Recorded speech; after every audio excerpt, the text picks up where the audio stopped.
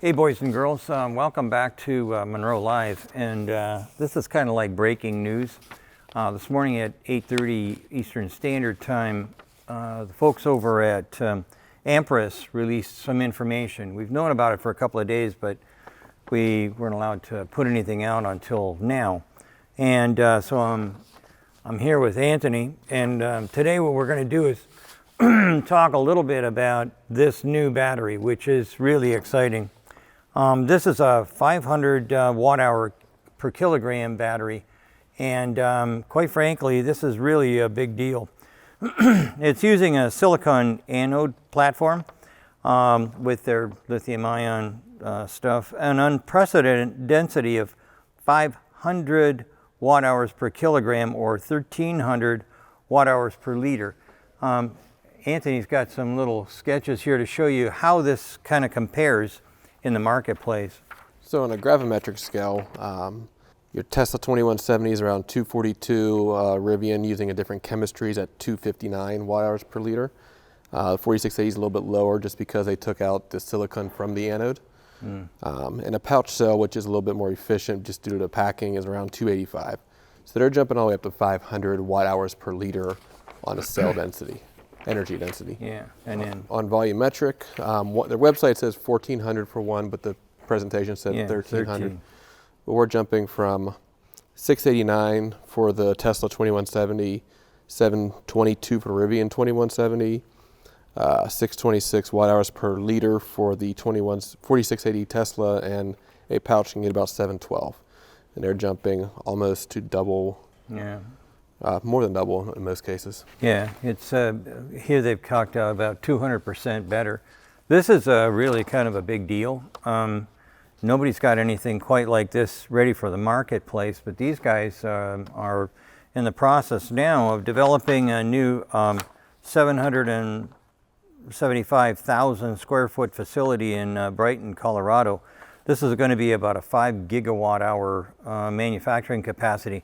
It's incredible when you look at this, and they've already tested it through Alto Hops, the Airbus subsidiary that does solar high altitude platform stations. Anyway, they've already tested it, and at 25 degrees C, which is about 70 room temp, yeah. 77, about 77 degrees Fahrenheit.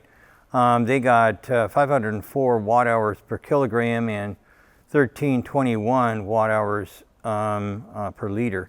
That's, I mean, it's already been proven and whatnot, and they're in the process of making these things. So that's what kind of is shocking. But what we would like to do a little bit is maybe tell you something about how this product is actually manufactured. What you're looking at here is the way they're basically, I don't know whether you call it growing or it might be a deposition. Deposition, whatever. Anyways, what you're looking there in the center is the silicon, which replaces graphite. They don't use any graphite, and graphite right now is a really tough thing because the only place we can get this is from some mine in Quebec, Canada. And that's at limited numbers, and then the rest of it comes from China. So having it go with silicon, which is about the best thing you can laminate lithium to. So this is really a big deal. I think that in essence, looking at this, and we've seen other battery packs that are talking about 485, 450, something like that, but they're not in real production. These guys, it sounds like, are in production. And so you ask yourself, well, why would they want to do that? And that's for this kind of a product here. So we've talked about ASX in the past. Their VTOL is huge, and it has government support. The Air Force, I think, or somebody wants to buy this thing. Having something like this battery pack enables this. So I'm going to be giving ASX a call actually right after we get this video done to let them know that maybe this is a better pack than everything they've ever looked at in the past. So I wanted to kind of like breeze through this quickly, but I also don't want to lose track of the technical aspects. So can you give us some detail here? So what they're doing is a little neat because they're using the silicon nanowires, so kind of like how carbon does nanotubes. They're doing the same thing, and then they're coating it with a resin-like material to keep it stable. But they're using a first principles aspect where you're going from a most energy dense material that can hold a lot of lithium. So silicon can hold about 7 times as much lithium per cubic volume or unit volume as graphite. So that's how they're able to achieve this. And the hard part is the swelling. So lithium will swell with the amount of lithium it absorbs. And they're saying that they can get around this using the nano wires grown this way with the protective coating. I think it's kind of brilliant, and apparently it's been around for quite a while. I just never heard of them before.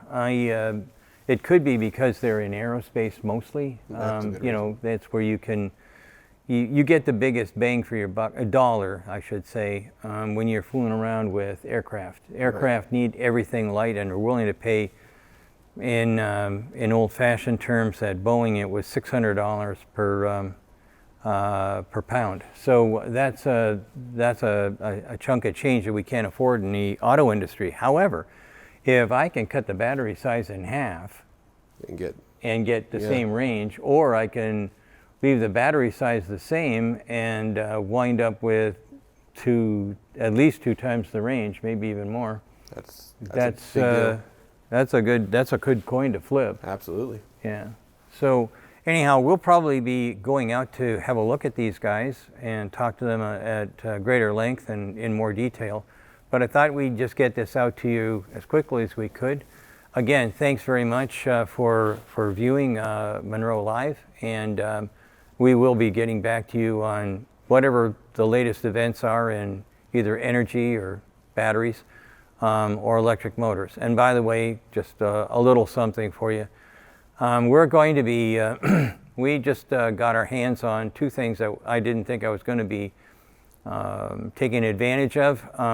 We're going to be selling, we've gotten a hold of the Lucid rear drive package and the battery pack there. And we also have our hands on the same thing for the Hummer. These are 2 expensive vehicles that I just didn't think that many people would be interested in as a whole, but for the battery, so what we call Zone 4 for the powertrain, we think a lot of people should be looking at it. So those will be coming down the pike here in the not too distant future. Anyway, thanks so much, Antonio. It's a pleasure. And like I say, keep watching. Thank you.